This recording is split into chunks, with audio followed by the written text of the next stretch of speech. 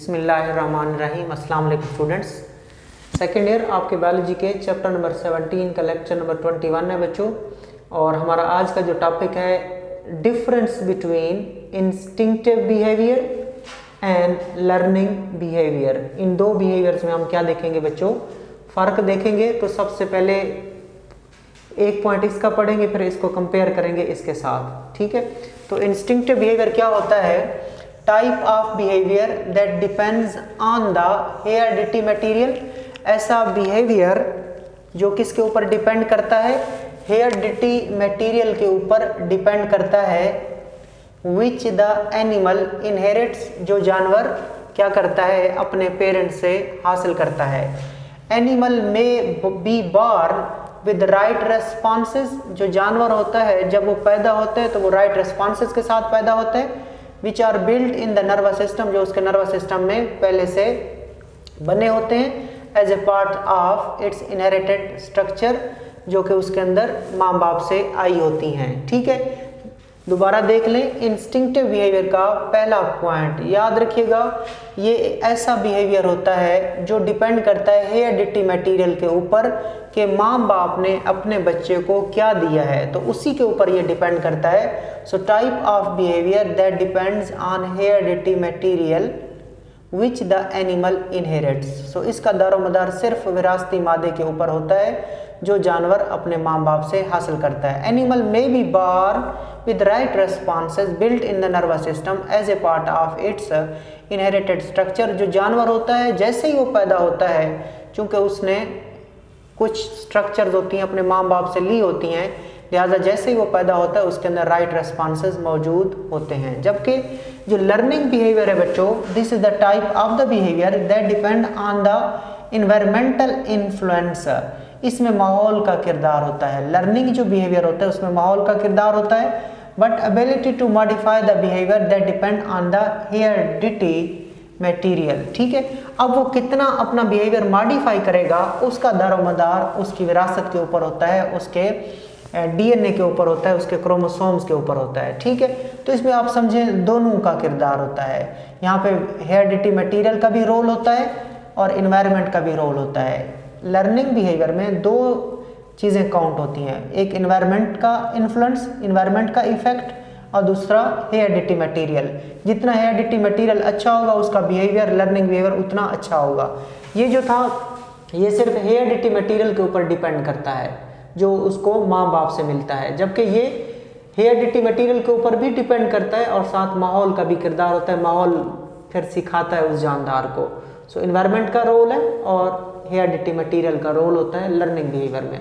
दूसरा पॉइंट देखते हैं, experience has no obvious influence. याद रखिएगा, इंस्टिंक्टिव बिहेवियर जो होता है उसमें एक्सपीरियंस का कोई वाज़ेह किरदार नहीं होता, तजर्बे का कोई वाज़ेह किरदार नहीं होता, जबकि experience has an obvious influence.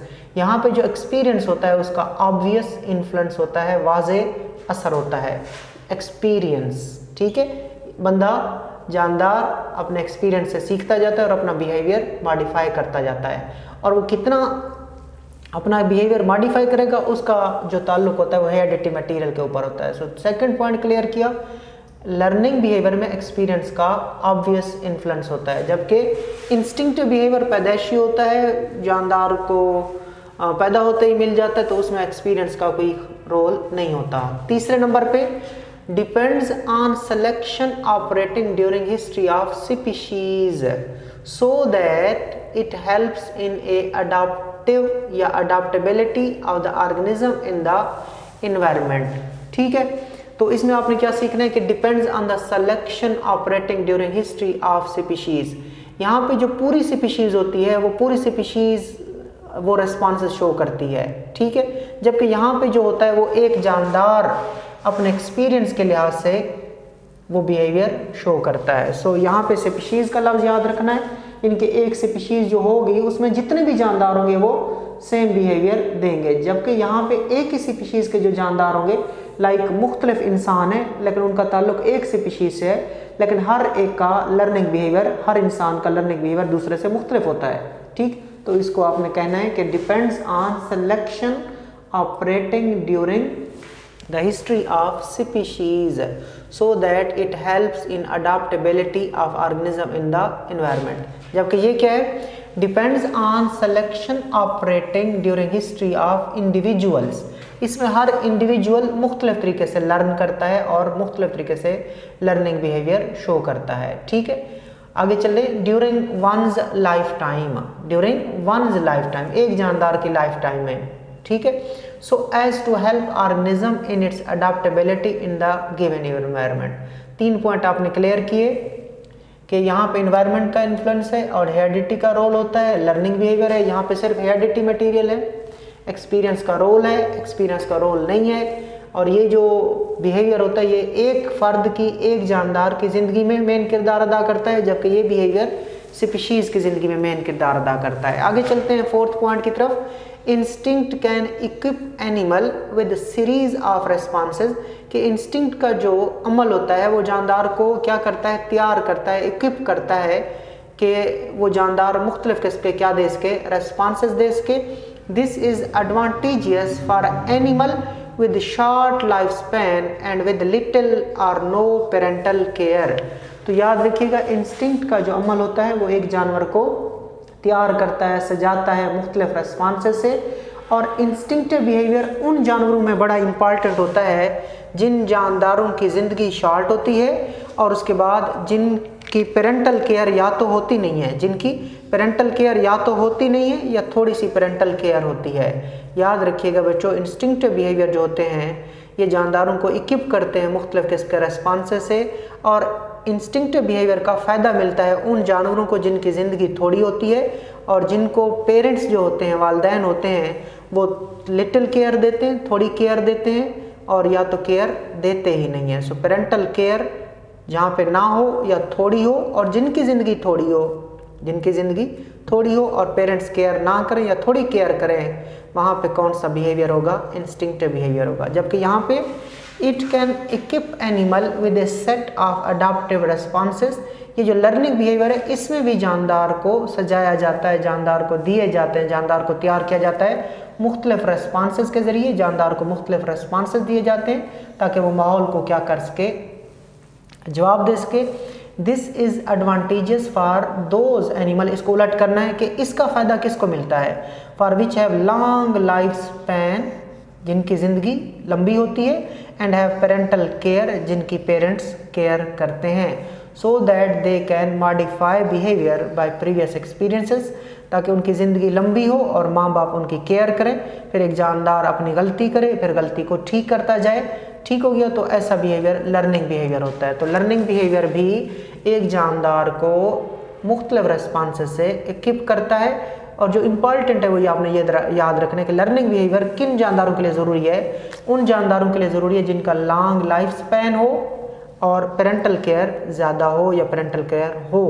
उधर short life span, no parental care या less parental care, little parental care, जबकि यहाँ पे लॉन्ग लाइफ स्पैन और जिनकी पेरेंटल केयर हो उनके लिए लर्निंग बिहेवियर होता है, ताकि वो अपने बिहेवियर को मॉडिफाई करते जाएं, किसके लिहाज से, प्रीवियस एक्सपेरिमेंट्स के लिहाज से, एक्सपीरियंसेस के लिहाज से, अपने तजर्बे के लिहाज से। Last, this type of behaviour evolve slowly in the species, दोबारा वो पॉइंट आ गया, ये भी स्पीशीज़ को तैयार करता है, एक स्पीशीज़ जो होगी जिसमें सारे जानदार एक जैसा रिस्पॉन्स करेंगे। सो ये जो बिहेवियर है ये आहिस्ता आहिस्ता एक स्पीशीज़ के अंदर इवॉल्व होता है, जबकि वो जानदार के अंदर। So this type of behaviour evolve during the life cycle of individual, but the ability of learning depend on the genetic basis of the individual.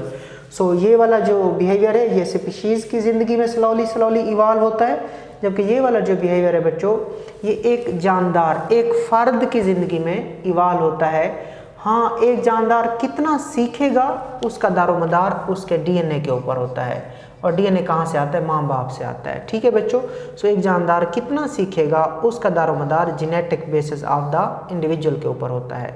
ठीक है, ये 5 पॉइंट्स थे। अब हम देखते हैं इनकी एग्जांपल्स, इंस्टिंक्टिव बिहेवियर और लर्निंग बिहेवियर की एग्जांपल। दो एग्जांपल्स हैं। सबसे पहले हम एग्जांपल देखते हैं इंस्टिंक्टिव बिहेवियर की। First examples, honey bees inherit the ability to form wing muscles and wings for flight. कि हनी बीज क्या करती हैं, इनहेरिट करती हैं उस एबिलिटी को जिसके ज़रिए ये क्या बनाती हैं, विंग मसल्स बनाती हैं, और विंग फिर किसके लिए यूज़ होते हैं बेटा, फ्लाइट के लिए यूज़ होते हैं। They inherit the tendency to fly toward the flowers to seek the nectar and pollen. और उसके बाद ये भी इनके अंदर विरासती खसूसियत होती है कि जो हनी बी होती है ये किसकी तरफ जाती है, फ्लावर्स की तरफ जाती है। क्यों जाती है, ताकि वहाँ पे तलाश करे। सीक का मतलब क्या होता है, तलाश करे, नेक्टर तलाश करे और पोलन तलाश करे। सो आपने फर्स्ट एग्जांपल देखी इंस्टिंक्टिव बिहेवियर की कि honey bees inherit the ability to form wing muscle and wings for flight. कि जो हनी बीज होती हैं वो विंग मसल बनाने की सलाहियत माँ बाप से लेती हैं और विंग्स किसके लिए यूज़ होते हैं, फ्लाइट के लिए। इसी तरह they inherit the tendency to fly toward the flower, कि उनके अंदर ये भी जो ख्वाहिश होती है कि फूलों की तरफ जाना। क्यों जाना, ताकि वहाँ से उनको नेक्टर मिल सके और पोलन मिल सके। तो ये भी अपने माँ बाप से ये हासिल करती हैं। आगे चलते हैं, दूसरी एग्जाम्पल है, बड़ी इंटरेस्टिंग है। बिहेवियर ऑफ द डिगर वेस, ठीक है, इज इंस्टिंक्टिव। डिगर वेस का जो बिहेवियर होता है वो भी क्या होता है बच्चों, वो भी इंस्टिंक्टिव बिहेवियर होता है। डिगर वेस बेटा ये जो भीड़ है ना, वेस्प जो है जो डंग मारता है, काटता है, ठीक है, जो पीले रंग का होता है, तो उसकी तरह ये भी होती है, उससे डिफरेंट होती है थोड़ी। इसको डिगर वेस्प कहते हैं। ये अक्सर आप देखते होंगे ये मट्टी के घर बना रही होती है, ठीक है, मट्टी का घर दीवार के ऊपर बनाती है, तो इसको डिगर वेस्प कहते हैं, ठीक है। तो इसकी स्टोरी मैं आपको पहले सुना देता हूँ, फिर बढ़ते हैं। ये जो डिगर वेस्प होती है बेटा, क्या करती है, ये पहले अंडे देती है, पहले घर बनाती है, घर बना के वहाँ पे फिर क्या देती है, अंडे देती है, फिर उस नेस्ट को, उस घर को बंद कर देती है और मर जाती है, ठीक। तो आप क्या सीख रहे हैं, डिगर वेस्प के बारे में सीख रहे हैं कि इसने एक सबसे पहले अपना नेस्ट बनाया। क्या बनाया, नेस्ट बनाया। नेस्ट में फिर अपनी खुराक रखी, क्या रखी, अपने बच्चों की खुराक रखी, अंडे दिए और फिर नेस्ट को बंद कर देती है और फिर मर जाती है, ठीक है। फिर अंडों से लार्वे निकलते हैं, लार्वों से इनके बच्चे पैदा होते हैं। वो बच्चे जो होंगे वो इस खुराक को खाएंगे, फिर इस घर को तोड़ देंगे, बाहर निकलेंगे और फिर इनके बच्चे भी यही कुछ रिपीट करते हैं अपनी ज़िंदगी में। और ये जो लाइफ है ये बड़ी शॉर्ट है और शॉर्ट लाइफ स्पैन होता है इसका। और उसके बाद देखें, पेरेंट ने केयर नहीं की, पेरेंट ने जस्ट थोड़ी सी केयर की कि घोंसला बनाया, नेस्ट बनाया, घर बनाया, उसमें थोड़ी सी खुराक रख दी, ठीक है, और अंडे दे दिए, तो ये थोड़ा सा था, ठीक है। उसके बाद वो मर जाती है। तो यहाँ पे पेरेंट की केयर या तो होती ही नहीं है या लिटिल पेरेंट की केयर होती है। ओके बच्चों, तो देखें इसको। Behaviour of the digger wasp is instinctive but it does learn certain thing during its brief life. तो ये डिगर वेस्प का जो बिहेवियर होता है मैंने बता दी, यहाँ पे एक्सप्लेन नहीं किया जा रहा। तो डिगर वेस्प का जो बिहेवियर होता है वो इंस्टिंक्टिव होता है, लेकिन ये अपनी ज़िंदगी में कुछ ना कुछ सीखती है। क्या सीखती है, such as locality of each of its nest, कि इसने घोंसला कहाँ बनाया था, where it has to return after hunting, कि मैं शिकार करके खुराक लेके कहाँ पहुँचूंगी। सो थोड़ा बहुत सीखती है, वरना यही लाइफ साइकिल है। मैं दोबारा बता दूँ कि जो फीमेल डिगर वेस्प होती है वो क्या करती है बच्चों, वो सबसे पहले अंडे देती है, ठीक, और अंडों के साथ क्या रखती है, खुराक कलेक्ट करती है, फिर नेस्ट बनाती है और नेस्ट बना के बंद करती है और मर जाती है। फिर नेस्ट से उससे अंडों से बच्चे निकलते हैं, वो बच्चे क्या करते हैं, उस खुराक को खाते हैं और फिर उस नेस्ट से बाहर निकल आते हैं, फिर वो भी वही ज़िंदगी गुजारते हैं जो उसकी माँ गुजार के गई थी। तो ये आपने देखा डिगर वेस्प का जो बिहेवियर है वो इंस्टिंक्टिव है। हाँ, कुछ चीज़ें वो सीखती है, जब उसने अंडे दे दिए थे फिर ठीक है, और फिर वो खुराक लेने जाती है, शिकार करने जाती है, उसको फिर पता होता है कि उसका घोंसला कहाँ पे है। ये आपने दो एग्जांपल देखी इंस्टिंक्टिव बिहेवियर की। अब चलते हैं लर्निंग बिहेवियर की तरफ चलते हैं। Condition reflex type 1 in case of dogs where dogs learn to celebrate on ringing of the bell. ठीक है, एक एग्जांपल ये है, दूसरी ये है, तीसरी है। मैं आपको थोड़ा सा एक्सप्लेन कर देता हूँ, आपने एक्सप्लेनेशन नहीं देखनी, बस आपको थोड़ा सा पता हो कि कंडीशनड रिफ्लेक्स टाइप 1 ये एक किस्म का बिहेवियर है। कंडीशनड रिफ्लेक्स टाइप 1 ये एक किस्म का बिहेवियर है बच्चों। In case of dogs where dogs learn to celebrate on drinking of bell alone. ठीक है बच्चों, इसमें क्या होता है, इसमें जो डॉग्स होते हैं ना, डॉग्स कुत्ते जो होते हैं, वो आम तौर पर जब आप उनको खुराक डालते हो तो उनके मुंह से सलेवा निकलता है। ठीक है, तो एक बंदा था पावलोव, ठीक है, उसने एक एक्सपेरिमेंट्स किया था। उसने क्या किया था बेटा, वो डॉग्स को खुराक देने से पहले बेल बजाता था। क्या बजाता था? बेल बजाता था, फिर खुराक देता था। जैसे बेल बजती थी तो कुत्तों को पता चल जाता था कि उनकी खुराक आने वाली है, तो वो सलेवा खारिज करने लग जाते थे। तो फिर बाद में जाके उसने उनकी ऐसी आदत बना ली कि बेल बजा के खुराक देता था, बेल बजाता था, खुराक देता था। फिर वो जस्ट बेल बजाता था तो जो डॉग्स थे वो सलेवा खारिज करने लग जाते थे, खुराक उसने नहीं दी बाद में। ठीक है, इस तरह के बिहेवियर को बोलते हैं कंडीशन रिफ्लेक्स टाइप 1। ठीक है, so in case of dogs where dogs learn to celebrate on drinking of the bell alone, ये इसका बता दिया मैंने आपको।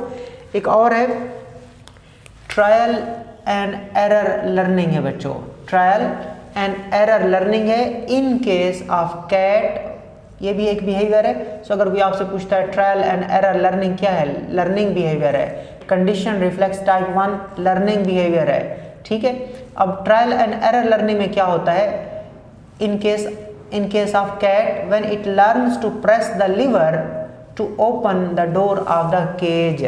मिसाल के तौर पर आप बच्चों कैट को केज के अंदर बंद कर देते हो, एक पिंजरे के अंदर बंद कर देते हो और उसका एक लीवर होता है, तो पहली दफ़ा उससे गलती होती है और वो क्या करती है, उसको प्रेस कर देती है लीवर को और वो केज खुल जाता है, वो बाहर चली जाती है। ठीक है, फिर दोबारा वो जाती है अंदर, दोबारा आप उसको बंद करते हो, तो फिर उसको पता चल जाता है कि अगर मैं इसको प्रेस करूँगी लीवर को तो फिर ये लीवर क्या करेगा, पिंजरे को खोल देगा और मैं बाहर चली जाऊँगी। सो ये है ट्रायल एंड एरर लर्निंग। इसमें जानदार ट्राई करता है, फिर अपनी गलतियों से सीखता है और फिर एक खास किस्म का बिहेवियर बना लेता है, फिर उसको पता चल जाता है मैंने कैसे बाहर निकलना है। So trial and error learning behaviour है। इसमें क्या होता है, in case of cat when it learn to press the lever, जब वो सीख जाती है कि लीवर को कैसे प्रेस करना है, to open the door of the cage, और केज का डोर कैसे ओपन करना है। एक तीसरी एग्जांपल लर्निंग बिहेवियर की, crawling snail on a sheet of glass. Suppose बेटा ये ग्लास ऑफ शीट है, ग्लास ऑफ शीट है, यहाँ पे फूड रखी हुई है और यहाँ पे क्या है, स्नेल है। ओके बच्चों, स्नेल है, वो क्या करता है, वो अपने शेल से बाहर निकलता है और किसकी तरफ क्रॉल करने लगता है, खुराक की तरफ क्रॉल करने लगता है। ठीक, आप क्या करते हो, आप जैसे वो स्नेल अपने शेल से बाहर निकला और खुराक की तरफ जाने लगा, आप उस गिलास की शीट को टैप करते हो, ऐसे ऐसे करते हो, वो फौरन भागता है और अपने शेल के अंदर चला जाता है। फिर आप खामोश हो जाते हो, थोड़ी देर बाद बेटा वो दोबारा निकलेगा, थोड़ी देर बाद वो दोबारा यहाँ से निकलेगा और दोबारा उसकी तरफ खुराक की तरफ जाने लगता है। फिर आप दोबारा टैप करते हो, वो फिर दोबारा चला जाता है, कहाँ पे, अपने शेल के अंदर। अब इस तरह जब आप बार बार करेंगे, एक टाइम आएगा कि वो जो स्नेल है वो पीछे नहीं जाएगा, एक दफ़ा उधर बैठ जाएगा, फिर बैठ जाएगा लेकिन रुक जाएगा, आगे नहीं जाएगा, फिर एक दफ़ा आगे जाके फिर वो आगे चलता जाता है, चाहे आप टैप करते रहें। इसको बोलते हैं habituation.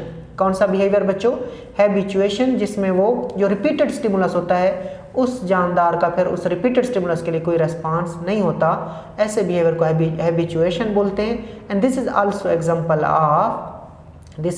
Example of learning behaviour, जिसमें जो रिपीटेड स्टिमुलस होता है उसके लिए जो रेस्पॉन्स होता है जानदार का वो डिमिनिश हो जाता है। ठीक है, सो देखें, क्रॉलिंग स्नेल के रेंगता हुआ snail on a sheet of glass learns that tapping has no harmful effect. जब उसको पता चलता है कि इस तरह टैप करने से कोई मुझे नुकसान नहीं होना, एंड सीजेज टू रेस्पॉन्ड, और फिर वो पीछे नहीं जाएगा, रुकेगा नहीं, वो रेस्पॉन्स नहीं देगा और आहिस्ता आहिस्ता अपनी खुराक की तरफ आएगा। तो वो रेस्पॉन्स देना, वो कहेगा टैपिंग का मेरे ऊपर कोई असर नहीं है, लिहाजा मैं रेस्पॉन्स देना बंद करूँगा। रेस्पॉन्स क्या था, वो पीछे चला जाता था या रुक जाता था आफ्टर फ्यू अर्ली रेस्पॉन्सेज। शुरू में रिस्पांस दिया था वो पीछे भाग जाता था। जब आप ऐसे करते थे शुरू में वो फ्यू अर्ली रिस्पांस देता था, भाग जाता था, लेकिन बाद में सीजेस टू रिस्पॉन्ड, उसने रिस्पांस देना बंद कर दिया और खुराक की तरफ क्रॉल करता गया। ठीक है बच्चों, ये आपका टॉपिक था। आगे जाके ना लर्निंग बिहेवियर के 6 मुख्तलिफ टाइप्स हैं, वो आपने देखनी है, खुद पढ़नी है, सिलेबस में नहीं है स्मार्ट में, लेकिन आपने उनको देखना है, वो इंटरेस्टिंग है और उनको आपने मतलब एक दफ़ा देख लेना है। सो ये बच्चों आज हमने टॉपिक कवर किया इंस्टिंक्टिव बिहेवियर और लर्निंग बिहेवियर का डिफरेंस। अल्लाह हाफिज़।